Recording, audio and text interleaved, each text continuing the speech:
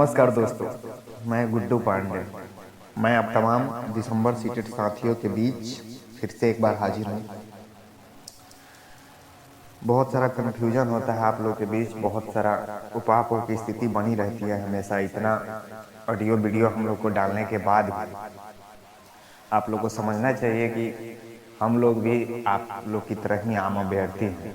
फर्क सिर्फ इतना है कि हम लोग एडवोकेट के टच में रहते हैं और एडवोकेट जो एविडेंस या जो तर्क हम लोग के बीच रखते हैं उसी तर्क को आप लोग के सामने लाने का काम करते हैं। और मुझे नहीं लगता है अगर कोई भी ऐसा न्यूज होता है तो हम लोग खुद बहुत ज़्यादा एक्साइटेड रहते हैं कि अरे कितना जल्दी उसे आम अभ्यर्थियों के बीच पहुंचाया जाए। तो इसमें आप लोग की बेचैन होने की गरज नहीं है कि जजमेंट का क्या हुआ, कुछ खबर नहीं आ रहा है, कोई ऑडियो वीडियो नहीं डाल रहा है। इसमें आप लोग होने की कोई आवश्यकता नहीं है। जैसे ही जजमेंट आएगा यकीन मानिए हम लोग खुद इतना सक्रिय हैं कि एट ए टाइम आपके पास पहुंचाने का काम हम लोग करेंगे। और आप लोग देख ही रहे हैं कि 2-3 दिन से माननीय अनिल कुमार उपाध्याय जी का बेंच नहीं लग पा रहा है। इसमें अलग अलग अपना अपना थिंकिंग हो सकता है कि क्यों नहीं लग रहा है, छुट्टी पर हो सकते हैं या कोई और रीजन हो सकता है। लेकिन मैं यहाँ जहाँ तक सोच रहा हूँ, मेरा अपना व्यक्तिगत राय यह है कि हो सकता है जजमेंट अगर वह देने वाले हैं दिसंबर सीटेट को, तो उसमें जजमेंट तो ऐसा नहीं होता है कि एक पेज में लिख दिए और आके दे दिए। इतना सारा एविडेंस हम लोग लगाए हैं ड्राफ्टिंग से लेकर, और आपको सीए में भी विभाग के द्वारा दिया गया है, और हम लोग रिटन आर्गूमेंट भी दिए हैं। उस सब को पढ़कर एक पॉइंट पे नोट करना, उसके बाद सभी को नोट करने के बाद उसको फिर अच्छे से रिवाइज करना, उसको अध्ययन करना, उसको पढ़ना, कौन सा रूल कौन सा कानून से वह टैली करता है उसको मिलाना। अगर पक्ष में दे रहे हैं तो किस कानून के द्वारा दे रहे हैं, विपक्ष में दे रहे हैं तो किस कानून के द्वारा दे रहे हैं। ये तमाम मुद्दा होता है, तमाम बातें होती हैं जो कोर्ट चलाते टाइम या कोर्ट से फ्री होकर जाकर घर पे अगर 6 बजे 4 बजे जाते हैं जज साहब फ्री होकर, तो उस टाइम से हमें नहीं लगता है कि यह पॉसिबल होगा।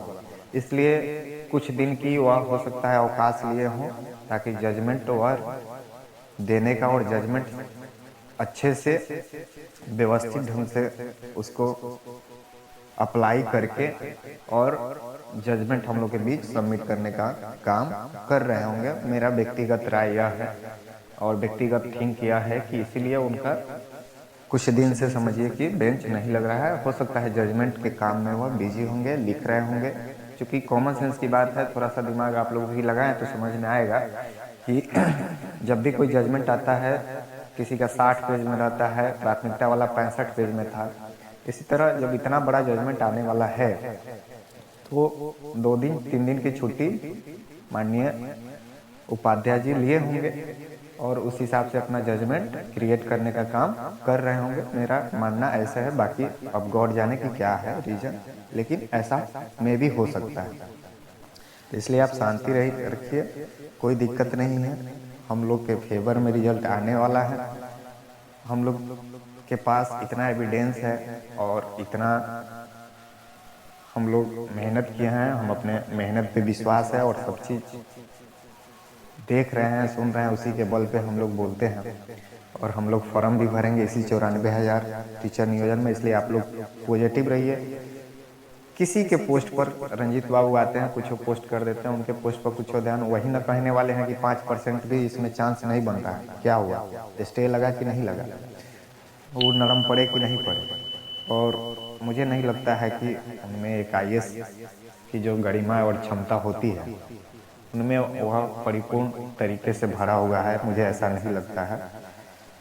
इसलिए उनके बातों पर वैसा ध्यान नहीं देना है। और बाकी पॉजिटिव रहिए, मस्त रहिए। आज जो मैं आप लोग के सामने अपना ऑडियो या दे रहा हूँ, आप लोग के लिए आज दिन नॉर्मल होगा, लेकिन मेरे लिए एक आप लोग को बात बता दूं कि मेरे लिए बहुत स्पेशल डे है, क्योंकि आज मेरा जन्मदिन भी है।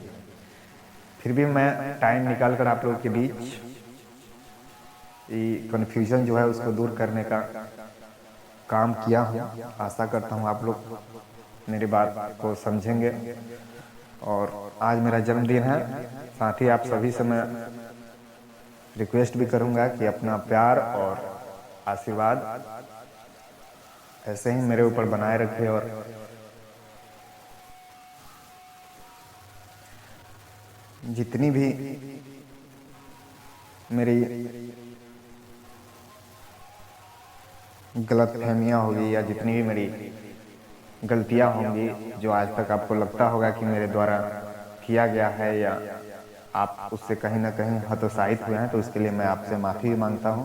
क्योंकि आज अपनी खुशी और गम की लंबी पारी खेलते हुए मैंने 22 साल पूरा कर लिया है।